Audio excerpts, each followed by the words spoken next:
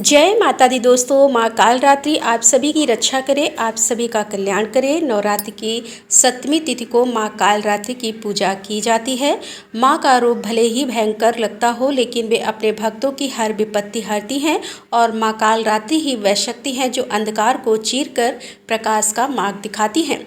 आज की इस वीडियो में हम जानेंगे माँ कालरात्रि की विशेष पूजा विधि, उनके मंत्र, कुछ उपाय के बारे में, कुछ सावधानियों के बारे में और जानेंगे शुभ मुहूर्त के बारे में। हिंदी पंचांग के अनुसार इस बार 7वीं तिथि 28 सितंबर दिन रविवार को दोपहर 2:28 से शुरू हो रही है और जिसका समापन 29 सितंबर सोमवार को शाम 4:31 पर होगा। तिथि तो रविवार से ही लग रही है, लेकिन सूर्योदय व्यापनी तिथि 29 सितंबर सोमवार को रहेगी। इसीलिए 29 सितंबर को सोमवार के दिन ही महाकालरात्रि की पूजा की जाएगी। इस दिन भद्रा भी लग रही है। आपको बताएंगे भद्राकाल के और भद्रावास के समय के बारे में। 29 सितंबर सोमवार को सूर्योदय सुबह 6:21 पर और सूर्यास्त का समय शाम 6:12 पर रहेगा। ब्रह्म मुहूर्त सुबह 4:45 से लेकर 5:33 तक रहेगा और राहु काल सुबह 7:30 से लेकर 9 बजे तक रहेगा। तो सुबह की पूजा आप ब्रह्म मुहूर्त से लेकर 7:25 तक कर लें तो ज़्यादा सही रहेगा। राहु काल के समय आप राहु और केतु ग्रह से संबंधित लोहे आदि का दान दे सकते हैं।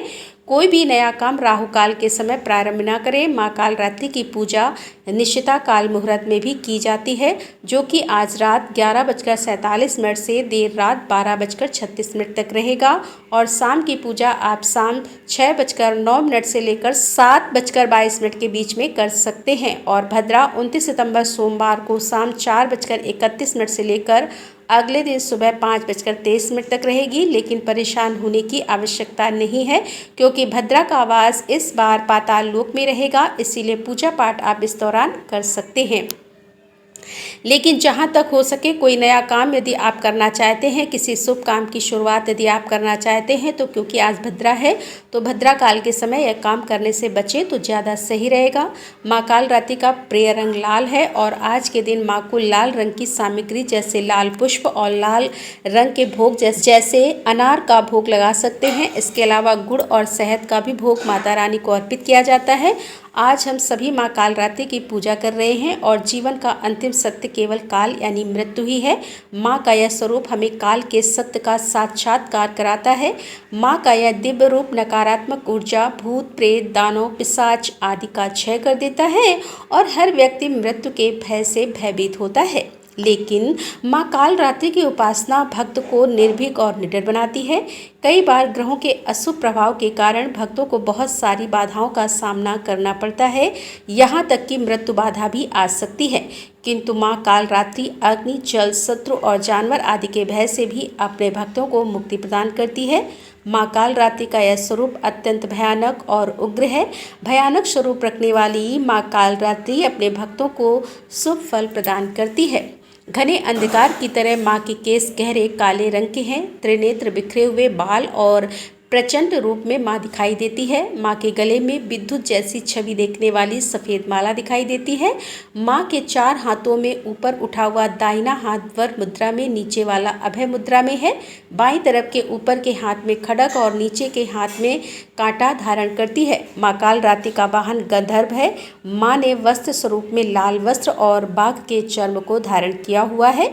आज के दिन पूजा करते समय विशेष सावधानी रखनी चाहिए कि माँ कालरात्रि के स्वरूप को देखते हुए आपके मन में किसी प्रकार का भय ना हो। किसी भय की भावना से आज आप पूजा ना करें। अगर आपके मन में कोई शंका रहती है, भय समाया होता है, तो ऐसी पूजा का भी पूर्ण फल प्राप्त नहीं होता। इसीलिए माता रानी पर पूर्ण विश्वास रखते हुए ही आप पूजा करें। माँ कालरात्रि की पूजा करने के लिए सुबह जल्दी उठकर स्नान आदि से निर्वत हो जाएं और फिर धूप दीप जलाकर माँ का पूजन करें। माँ को तिलक लगाएं। माँ को लाल फूल जैसे गुड़हल आदि के अलावा आज के दिन आप अपराजिता का पुष्प भी अर्पित कर सकते हैं और इसके बाद विशेष मंत्रों का जाप करें। माँ कालरात्रि की पूजा के मंत्र हैं ओम देवी कालरात्रि नमः और स्तुति मंत्र है या देवी सर्वभूतेषु काल रात्रि रूपेण संस्थिता नमस्तस्यै नमस्तस्यै नमस्तस्यै नमो नमः। फिर माँ काल रात्रि की कथा का श्रवण करें। और आज श्री दुर्गा सप्तशती का 12वां और 13वां अध्याय पढ़ा जाता है। इसके साथ ही सभी 13 अध्याय समाप्त हो जाते हैं और अगले दिन अष्टमी तिथि की पूजा में मूर्ति रहस्यमय या देवी सूक्तम आदि का पाठ किया जाता है। कथा श्रवण आदि करने के बाद यदि कोई विशेष पाठ आपको करना हो वह आप कर सकते हैं। उसके बाद कपूर जलाकर आरती उतारें और माँ को भोग में अनार, गुड़, शहद आदि का भोग लगाएं। पंचमेवा का भोग भी आप लगा सकते हैं और मौसमी फलों का जैसे जूस भी माँ को अर्पित कर सकते हैं। सच्चे मन से क्षमा याचना करें। अज्ञारी करना चाहते हो तो अज्ञारी करें और गाय के जलते हुए उपले पर कपूर रखकर जलाएं, जिसके ऊपर लौंग का जोड़ा और बतासा अर्पित करें, गुड़ अर्पित करें। अंत में जल का छींटा देकर पूजा पाठ में या अज्ञानता में हुई गलती के लिए सच्चे मन से क्षमा मांगें। और फिर यदि व्रत रख रहे हो तो व्रत प्रारंभ करें। इस दिन दान में आप गुड़ का, अनार का या फिर लाल रंग के वस्त्रों का दान निर्धन लोगों को दे सकते हैं। और इसके अलावा आपकी जो भी श्रद्धा हो उसका दान दक्षिणा भी इसी दिन देना चाहिए। दान देने से व्रत का महत्व कई गुना अधिक बढ़ जाता है। तो सुबह इस तरह से पूजा करें और शाम को एक बार फिर से धूप दीप जलाकर माता रानी की पूजा करें और आरती उतारें। निश्चिता काल मुहूर्त में बहुत से लोग जो तंत्र सिद्धि चाहते हों या माँ काल रात्रि की विशेष पूजा अर्चना करना चाहते हो उन्हें ही पूजा करनी चाहिए। बाकी गृहस्थ जन जो कि समय आपको बताया गया है उसमें आप विधि के अनुसार पूजा कर सकते हैं। तो यह थी आज की वीडियो। उम्मीद है आपको पसंद जरूर आई होगी। जय माता।